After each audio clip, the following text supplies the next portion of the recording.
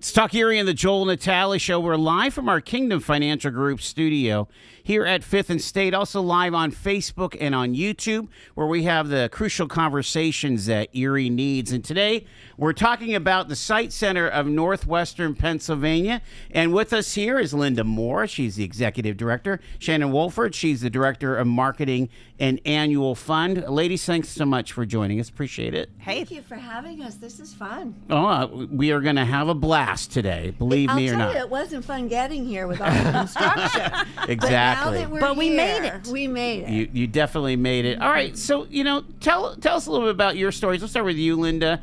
You grew up here, or did you transplant in? Yeah. I'm a transplant, but it's been 34 years. I'm from Rochester, New York. Rochester. What brought you to Erie? A job. Okay. A job, an ex-husband's job, Okay, actually. sure. Yeah. But my background is in fundraising and public relations. And I've worked anywhere from education. I was at the University of Alaska at Anchorage in the Alumni Relations Office, and then the International Museum of Photography at George Eastman's house in Rochester, Rochester General Hospital Foundation, all little 3-year stints. Yeah. And then I landed in Erie, and this person to my right introduced me to the then executive director of the Site Center, which used to be Erie Center for the Blind. Right. Our dear friend Tycho Swick. Sure. He was the director there for 46 years. And Shannon introduced the two of us in 1999. And it was kind of a love match. Mm-hmm. And I went to work for Tycho on June 9th, 1999, 26 years ago this week. Yeah. And I worked for him for 10 years. Then he retired. I took his job and hired him back, and he worked for me for the next 14 years. Is that right? Yes. Yeah, because he just recently retired, right? I mean, at 83 years old. Wow. If we would have told him to listen in today, he would have been listening. Oh, I'm Right. sure of it. Yeah. Yes, I'm sure of it. Maybe we can send him a tape. you certainly can. The I'm interested in, like, when you compare Anchorage and Erie in the middle of winter. Not much different, huh? Maybe You lake know what? effect a little bit more, but It was a little colder and a lot darker. But besides that, not a whole lot different. And you won't have a moose in your Right. lawn or No. anything. just maybe deer or something like that.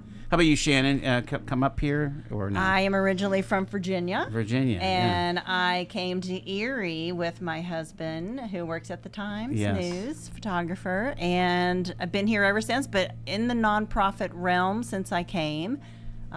Started at Achievement Center and then went to the Site Center. Had an experience with Blue Zones Project and found my way back to the Site Center, and so happy to be there. Fantastic. Well, and it occurs to me that this is something that Erie can be proud of, is to be able to be attractive to fundraising professionals and nonprofit, professionals and C-level executives. I mean, that Erie holds its own with kind of that superpower, Yeah. Don't you think? I mean. Oh, I definitely think so. I definitely think so. I actually attended a nonprofit partnership event this morning that was all for nonprofit CEOs. And I called them afterwards to tell them how proud I was to be among that group. Neat. It was a really, really fascinating group of people, very dedicated to their missions and improving the lives of people who live right here in our community. Fantastic. Well, let's talk about specifically how the Site Center improves the lives of people in our community here.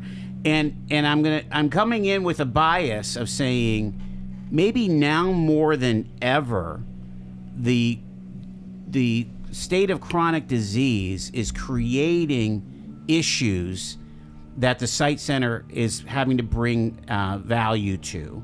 And number one is diabetes, type 2 diabetes, right? I mean, wow. It's like the number one contributor to I'm eye thrilled failure. that you know that and that yeah. you made that connection, because that's really, really important. And I feel like that's kind of, I mean, we never stray from our mission, which our mission is to prevent blindness and promote independence for those with vision loss or blindness. But when we, back in 2017, had an opportunity to partner with the CDC to start the National Diabetes Prevention Program here in Erie, it was a natural alignment for us because that is part of our mission to prevent blindness, and you hit the nail on the head there.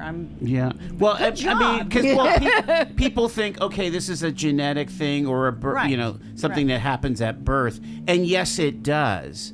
But you can lose your sight after 50, 60, 70 years of life. Yep, you are exactly right. And people are not prepared for that outcome, are they? And I'm going to skip forward a little bit to tell you that 1 in 3 adults is pre-diabetic and doesn't even know it. Right. And so we know that we have a problem here in our community with diabetes, type 2 diabetes specifically. And we know that we have an opportunity to prevent someone from losing their vision due to type 2 diabetes. And so we're really excited about that program, and it has been wildly successful. We are active in 10 counties. Oh, wow. Already. That's how much that program has grown. We have successfully graduated 1,200 people. 1,200 people? 1,200 people. Wow. Yeah. So, that's interesting that you brought that up, and we appreciate that because a lot of people hear Sight Center and diabetes prevention, and they're not quite sure what that correlation is all about. So, and again, they're putting you in a traditional box of okay, they supply help for glasses and and eye exams and things, and those are still very part and parcel of what you do. But this whole concept of lifestyle change in order to prevent the blindness prevention piece has really been a kind of a recent development, right? How long have you been working in that space? 2017. Okay. And it was with the downfall of the Erie County Diabetes Association. Okay. In 2016, I tried to partner with them and bring them under the roof of the Sight Center. It seemed like a natural marriage to me. It seemed like a natural marriage to them. Our boards got together. Things looked like they were going to work out, and then something killed the deal. And 5 months later, they closed their doors permanently. Wow. So in January of 2017, I called Lana Kunick, who I know you've met on this show, who was their prevention services coordinator at that time, and said, Lana, what are you doing? Let's start this thing all over again at the Sight Center. And so I hired her to do prevention at the Sight Center. She ran our preschool vision screening program and restarted the diabetes prevention program. When you say preschool screening, what is that? Oh, that's one of my favorite programs. If ever you want to be inspired, let's go to a preschool together. Yeah. The Sight Center has a contract with the Commonwealth of Pennsylvania to provide vision screening programs to children ages 3 to 6 in 7 counties. This is another little known fact about the Sight Center, is that we're not just in Erie. We serve Erie, Warren, McCain, Jefferson, Cameron, Elk, and Potter counties. And we do broad-scale pediatric vision screenings in all 7 of our counties. So if you have children, grandchildren in daycares, child care centers, preschools, pre-Ks, kindergarten registrations, we've been there to screen their vision over the last 60 years. I think we've been doing it. And what are the benefits? Because do your eyes not change? I guess I mean, for a parent, how does a parent understand the importance of a preschool pre-screening? That's a great question, because a lot of parents will say to me, well, wouldn't I know if my kid couldn't see? No. Parents don't see how their children are or are not seeing, and little children don't know how they're supposed to see. So they don't have the language to say, gee, my vision is clearer in my right eye than it is in my left eye.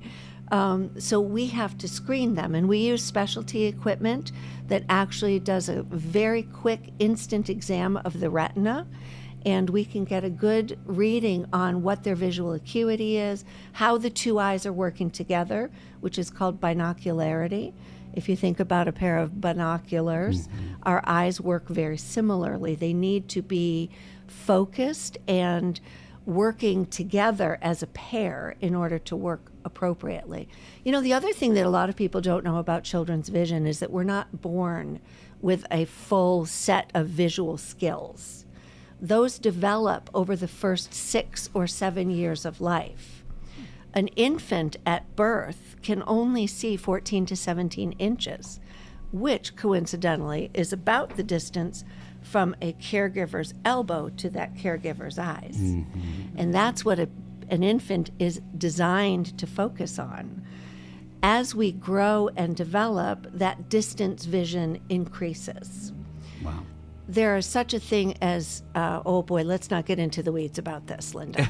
But there are a number of visual skills that a child needs to learn and needs to be developed. And it involves the eyes, the brain, and the hands. Are there tools for parents to kind of just, as you're reading a book and you're saying, look at the giraffe, look at the...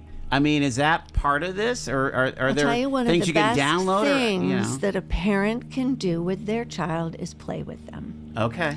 Is play with them. We roll balls at children and to children.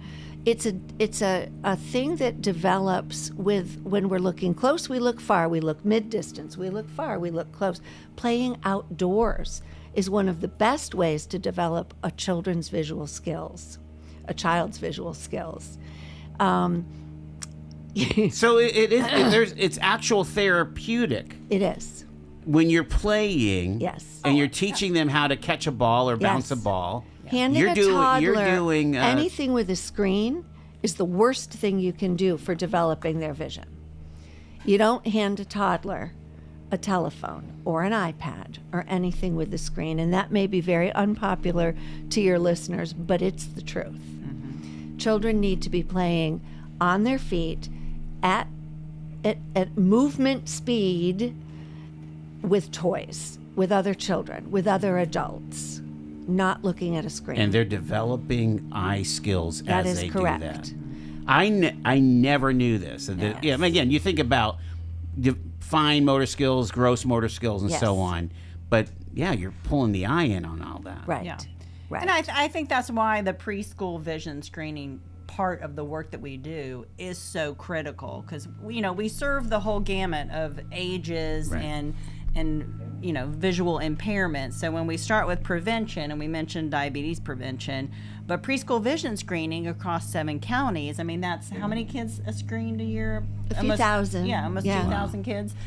And we are able to make referrals if we catch something. We see things like nystagmatism. Yep. No, I was close. Okay, we do see astigmatism, but I put it together. I know strabismus, amblyopia. Your listeners would know that as crossed eyes or lazy eye. Okay, gotcha. Okay, so in the general population, between 6 and 8% of children fail the vision screenings. Our numbers are spot on. We're at 6.5% pretty much regularly every year. We refer those children, sometimes as many as 400 kids a year, for professional follow-up with an optometrist or an ophthalmologist. Most of those kids need an eye exam and a little pair of glasses. Okay. We find a few every year that have other problems, like the nystagmus, astigmatism, anisotropia. I mean, there's all kinds of crazy words that we don't need to really share here. Mm-hmm. And once every 5 to 10 years, because I've been there 26 years, once every 5 to 10 years, we find a kid with a brain tumor, with an optic nerve tumor, with something really serious. And you're catching that. We are catching that. In the screening. Yes. Is there such a thing as a pediatric optometrist, or yes. they pretty much know the whole gamut age-wise? We have one of the best pediatric ophthalmologists in the country, right here in Erie, in Nick Sala, right here on 12th Street. There you go. I mean, there is no better that I'm aware of. And he has a pediatric optometrist working for him as well. There's also a developmental optometrist in town, Doug Villela, although I think he's retiring. So we're fortunate in Erie to have really good eye care. We're going to take a break here. We're talking to the Sight Center of Northwest Pennsylvania. We've got Linda and Shannon with us. Take a moment here. get your arms around the enormity and how connected we all are to the importance of our eye health. Stay with us.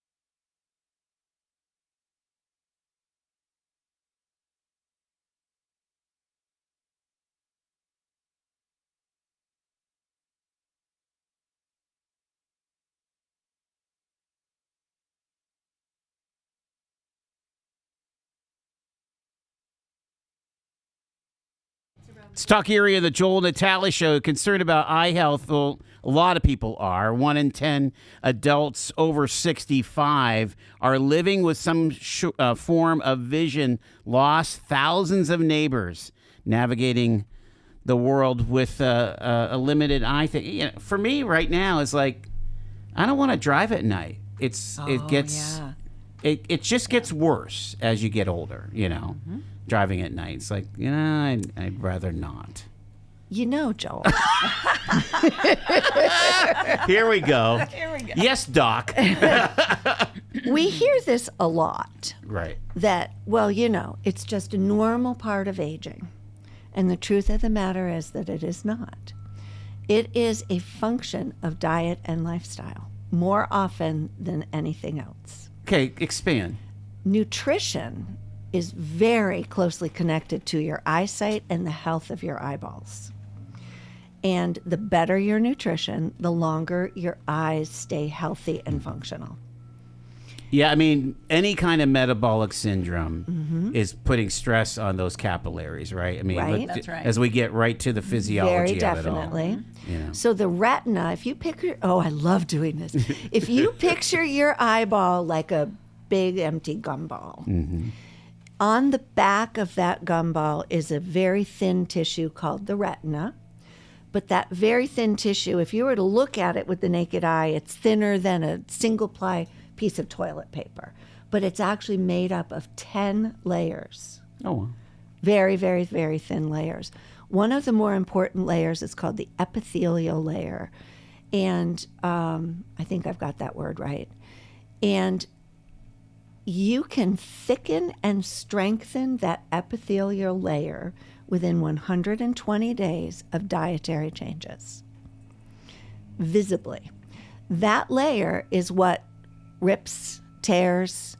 You get little deposits of cholesterol called drusen. That's responsible for your age-related macular degeneration. Tears a little tiny hole in that epithelial layer.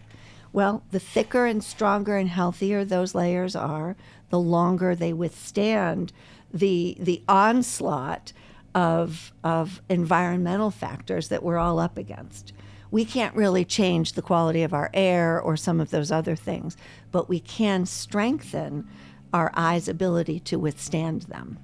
All right, through so nutrition. I mean, I always heard that if you eat carrots, you have better eyesight. I mean, Your That mother is was true. right. That is are true. you? So it's not a wise tale. Beta carotene is great for your eyes. Unless you're a Wow. smoker, don't smoke and take beta carotene. Beta carotene plus nicotine equals cancer. Oh, wow. Oh, we could talk about this all day. Dark leafy greens. Dark leafy all those, greens. Yeah. I always tell people to eat the rainbow. And the Right. darker, Yeah. the richer colors in your nature-made foods, the better they are for your eyes. We also tell people if it's really good for your heart, it's probably good for your eyes. So those two things kind of go hand in hand. Berries, one of the best things you can do. Blueberries, cranberries, the darker the berry, the better. We Well, hear then you'd want blackberries, I would think. absolutely blackberries would be awesome. You hear a lot of people talk about lutein. And it's in a lot of our vitamin preparations Okay. now. You'll see preservation plus lutein. That's really a good one. Best place to get lutein is in your dark yellow egg yolks and dark yellow corns, the dark yellow and orange colored I vegetables. want to say those are the brown eggs are generally darker yolked. Absolutely. Right. Absolutely. My wife loves the brown eggs. at I'll tell you my Sam's favorite Club, yeah. combination of food and beverage Yeah. that's good for your eyes. Red wine and dark chocolate. Well, that's not bad at all. I could handle that. It does not have to be painful. This is astounding because people think about everything else. They Yeah. think about their waistline. They think Yes. about Right. their muscles or whatever. They're not thinking about their eyes. Right. And your job Yes. is to get people thinking about their eyes. You got it. Exactly. Thank you for having us here today. Yeah, I mean, so that would impact those folks in those middle years of saying, you know what, Yeah. these are good habits. These are best practices. That's exactly right. Yeah. I'll tell you what the best practice is too, though, is an annual dilated eye exam with your eye care professional. Annual. Yes. So not every insurance will pay for that. No, I know. You know what? I'll tell you a sneaky little secret, though. If you have any thought that you have a condition of the eye, your medical insurance will pay for that alternate year examination. Okay. So a condition of the eye would be we suspect cataracts, we suspect dry eye. You can get that annual exam done. How you mentioned macular what is it again? Degeneration. Degeneration. You have wet MD, dry MD. When does that start coming about, and how do you fight that, I guess? Well, interesting. When I started with the Sight Center 26 years ago, the average age of onset of that type of disease was 72.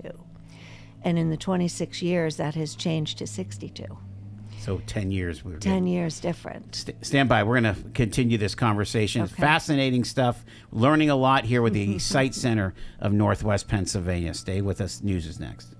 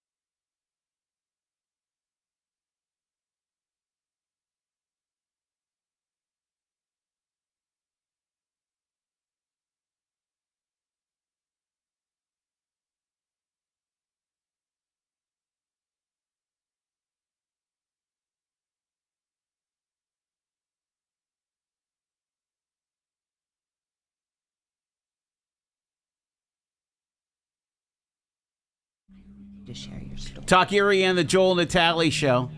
We're moving along here on this Thursday, and we're learning a lot about how important your vision is. And I've got my friends here from the Site Center of Northwest Pennsylvania. Linda Moore is the executive director. Shannon Wohlford is the director of marketing and annual fund. We're live from our Kingdom Financial Group studio here. And I want you to talk about prevention, and I want to kind of go a little bit deeper in some of these classes and, you know, the things that you teach and the things that you have to offer. Why don't you start, Shannon, as far as, you know, these prevention of blindness services that you offer there? So start with preschool? Well, I mean, we you know, talked About that. we already talked about that, yeah. I want to get into our vision rehabilitation, and it's going to touch on a lot of different programs and services because I'm going to do it through a little client story. Okay. So a gentleman in his late 60s came to us after being diagnosed with a progressive eye condition. So, of course, he was very frustrated, started losing his confidence, feeling a little isolated, and we were able to step in and help him. First of all, what we did is we scheduled him for a low vision evaluation. What is that? Okay, what's that? A low vision evaluation is with an optometrist who specializes in low vision. So what's the definition of low vision? So what is that? Once you've gone to the doctor and they say, Joel, there is no greater prescription we can give you, you're that's where you are. Yeah. But you really are having a difficult time seeing. What this low vision evaluation does is determines what level of functional or usable vision you have remaining.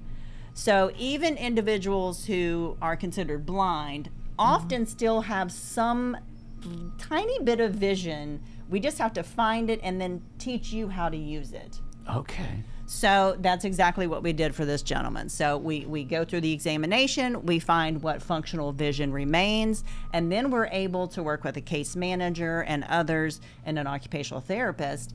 We can work with you and devices, magnifiers, lighting, different tools and techniques to help you be successful in your day-to-day tasks. So you're kind of even doing like an evaluation where they live on how to kind of set up their house. Absolutely. Set up their workplace. We also have a peer-to-peer support group called the Wednesday Club, and they meet bi-monthly. And so this is another opportunity to come together because often, and we talked about this, that our aging population with the vision challenges that they face, and you mentioned, hearing loss, they are at higher risk for isolation and loneliness. So we really want to get them around other people who are experiencing the same challenges. And so this Wednesday Club meets at the Site Center most times, but they also are out in community. So they get out and go on field trips. They have speakers come in. We have a wonderful relationship with Gannon University and the occupational therapy department. So they have students that come over for the Wednesday Club, and they add well-being element to the program. So they're showing them how to do certain exercises and how to manage their stress and frustration. Maybe they're going to learn how to do meditation or breathing exercises, chair exercises. Yeah, so that's been a really great addition to the program.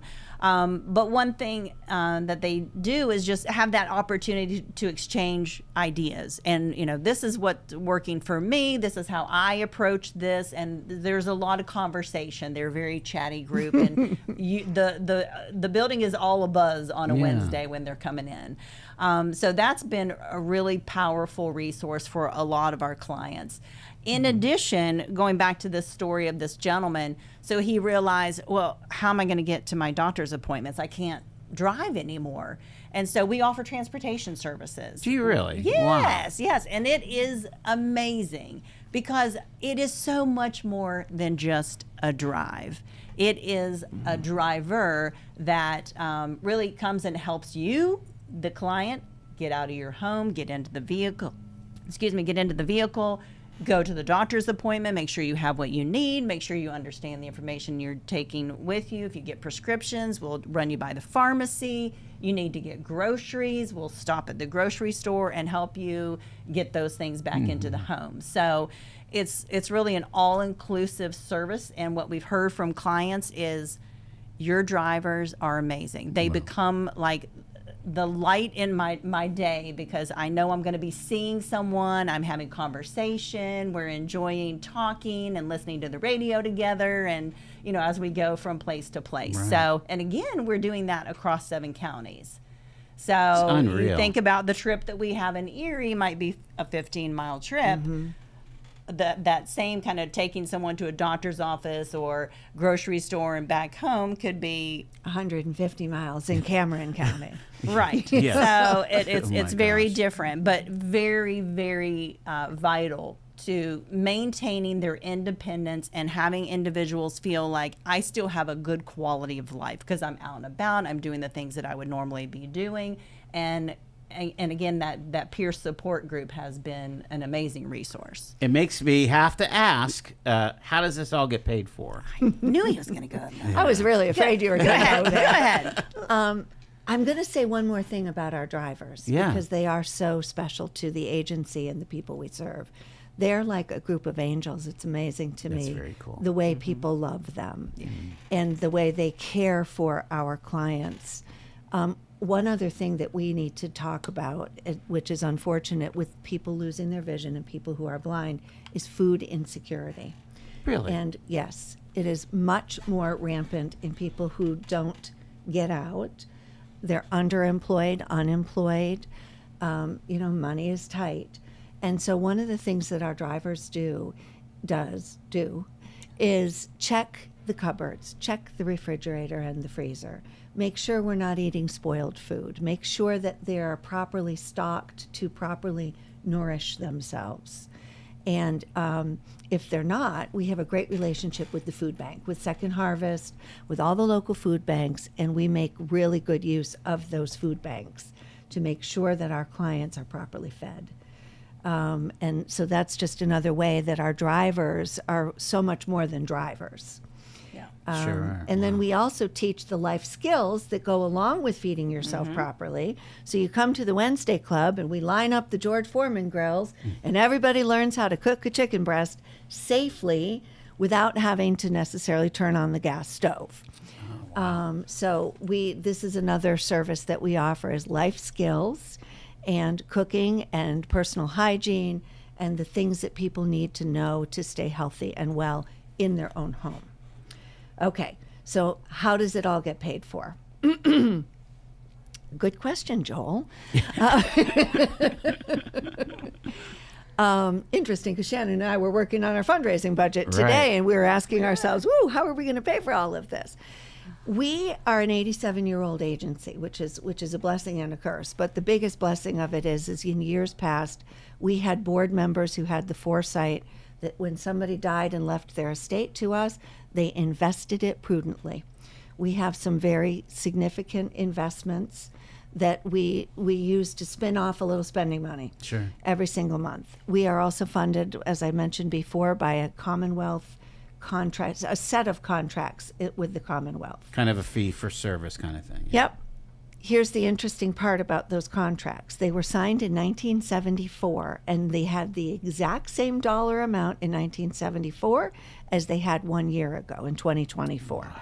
We got our first raise in 2025 after that many years. After 50 years. Wow. So you can imagine that all that money that we had rolling in 1974 went a lot farther than it does in 2025. For sure. So today, we are also no longer funded by the United Way. When they changed directions, we were one of the agencies, one of 38 agencies that were defunded, which is fine.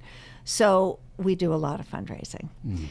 When I started in 1999, I raised $150,000 a year for a new roof, a new car, a new copier. Today we're raising $650,000 to make payroll. So fundraising has become a distinct line of the Sight Center's business. Wow. And it is what we have to do. There are agencies in Pennsylvania who share this contract with the Commonwealth, with the Site Center, who cut off services when the money runs out. It's a legitimate way to do business. I see that there's so much more need than there is money, that I'm willing to put myself out there, and Shannon's willing to put herself out there. We all put ourselves out there and seek the funds to continue to operate long past the end of a contract. So we don't turn anyone away.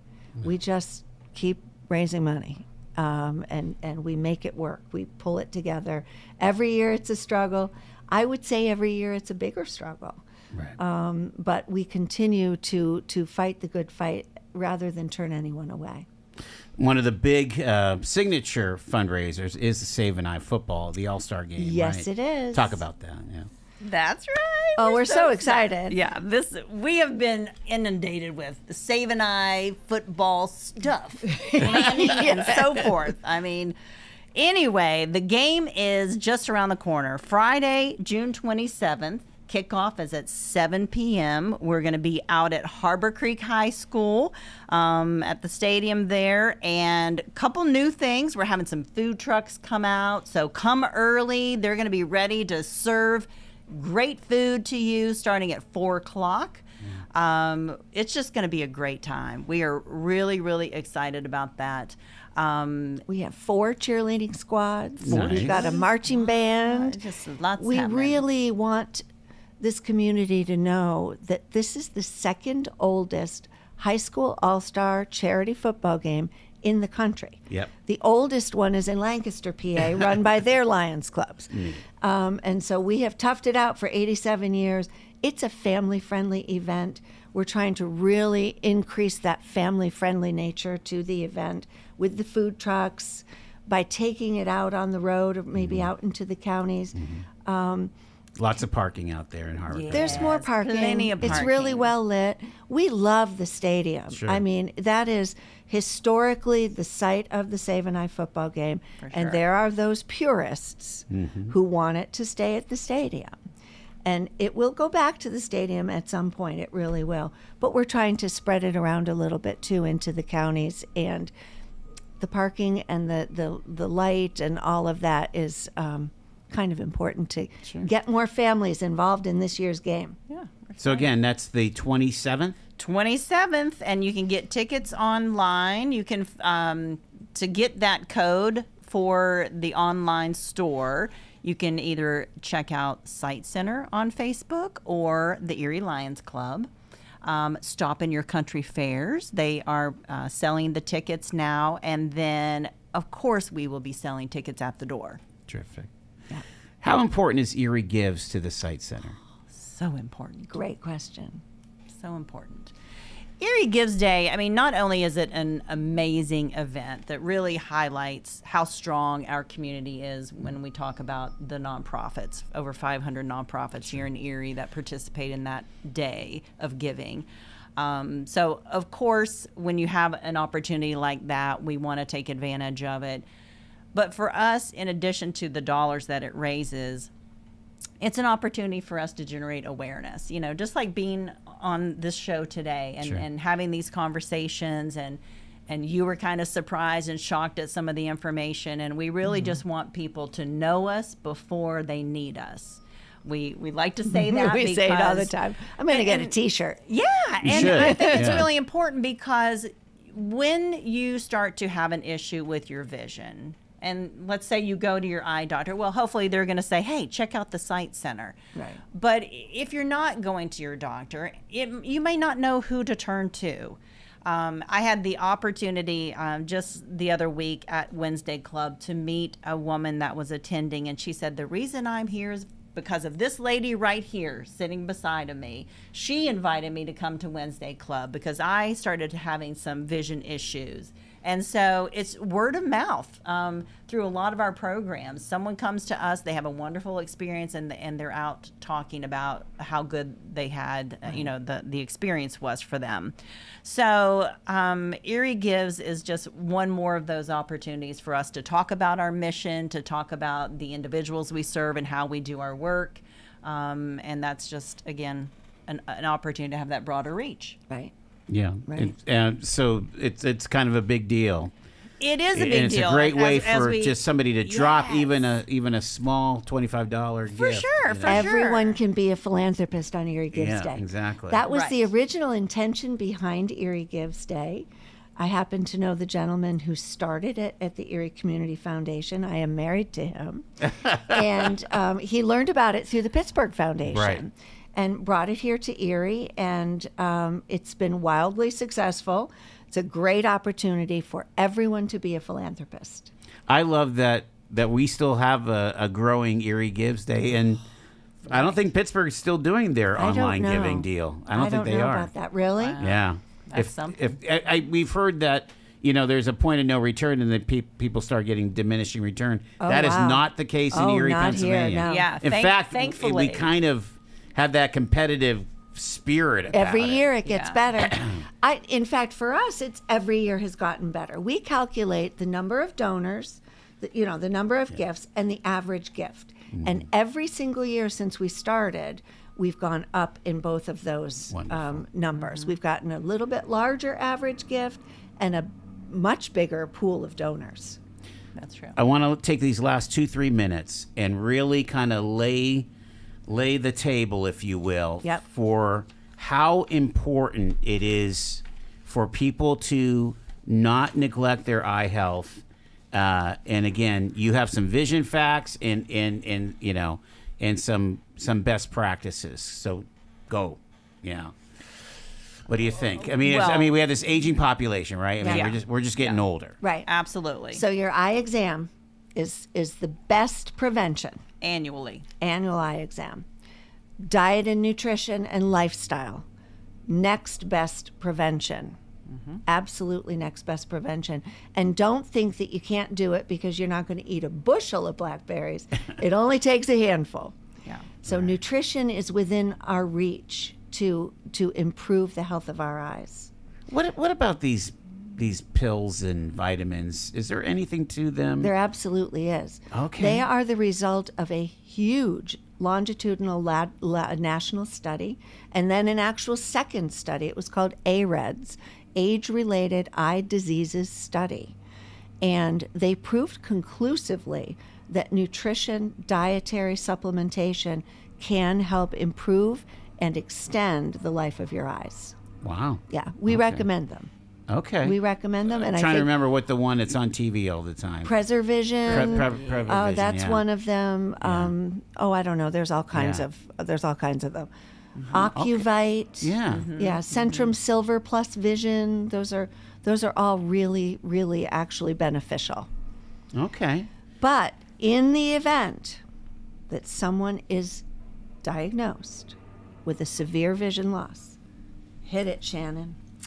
Well- She wrote this. I just think it's so beautiful. Whether someone is newly diagnosed or has been living with vision loss for years, we're here to walk alongside them. Our goal isn't just to help people see better, it's to help them live better with dignity, purpose, and a strong sense of connection. There's no doubt. There's no doubt. And I love how you guys talk about the impact of your mental wellness with your eye health, and so on. So Right, that's absolutely. That's super important. So if you want to learn more, you can find us online, www.sightcenternwpa.org, or give us a call at 814-455-0995. Yes. Do you think the AI is going to be a net benefit for those with low vision? Boy, I hope so.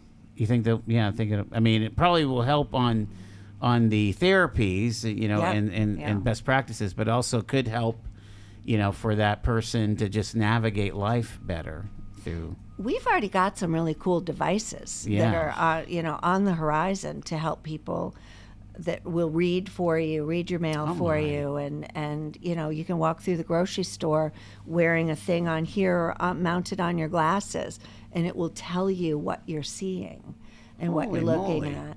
It reads the QR codes. Right. Right, right. I think there are a lot of ways that AI and technology Yeah. can help our aging population Fantastic. in general. Again, the website Site Center, www.sitecenternwpa.org. Fantastic. We appreciate you taking the time. Linda Moore, Executive Director, Shannon Wohlford, the Director of Marketing and the Annual Fund. Get a hold of these folks and learn more. And don't forget that screening, folks. Got to have it. It is 5 minutes in front of 5 o'clock.